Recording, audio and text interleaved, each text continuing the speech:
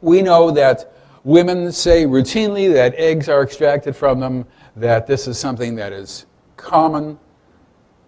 It's common for every woman who has ovaries intact. All of these are drawings by abductees. What I want you to look at here also is, you'll notice in this room, it's a circular room, and there are archways. You notice that there's no doors, they're not squared off. These are tables. You notice that they just sort of come right down. Now what they've done here is they've made an edge to the table. And when you ask them about this edge, there really isn't one most of the time. It's just part of the floor as they describe it. And that's what she's laying on here as well. And here are our old friends, standard gray aliens. And I just want you to keep this sort of table in mind, as you'll see as we go along. Next. Here is a sperm collection procedure. Here's a guy who's laying on one of these tables. You'll notice a curved room and a round. And this is a situation where sperm is being taken and he is comforted by an abductee, a non-alien, an abductee. So they take sperm, we know that, all the time. In fact, Barney Hill in 1961 said that they had taken a sperm sample. Here is sperm extraction with neural engagement. This is a totally different person. You'll notice that the same kind of table. And one of the things that I discovered was this oddity of neural engagement.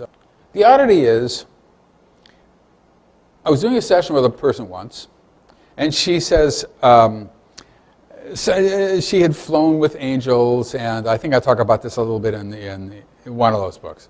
And I wanted to take a look and see what had happened, and it was very difficult. And finally, she realizes that the angel she was looking at is not an angel at all. He's an angel, but he's small, he's gray, he's thin, he's bald. That's the angel, you know. And so they take her on board this object. This is her, that to her, this to her, that to her. This guy who brought you into the room, this alien, what is he doing? Oh, she said, he's looking at me. I said, okay, well, where's he looking? You know, he's looking at my eyes.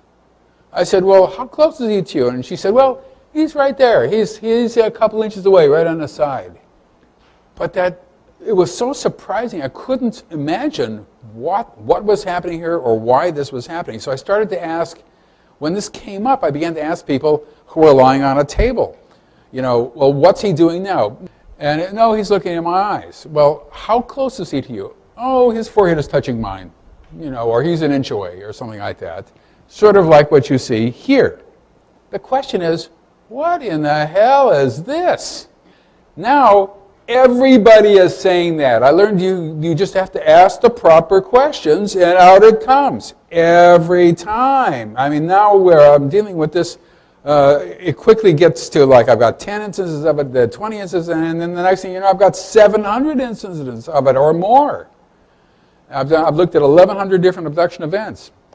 And it's just a normal feature of this phenomenon. And my sense was, ultimately, is that they're hooking into the optic nerve. And there's a lot of reason to think that they're doing this. And because the optic nerve is the only nerve that you can see from the outside. You can see it in the back of your retina. And it goes directly to the brain. And they can use it as a conduit to innervate whatever other neurological sites that they have in their minds. And that's sort of what's happening here. Now, it's important to sort of remember this.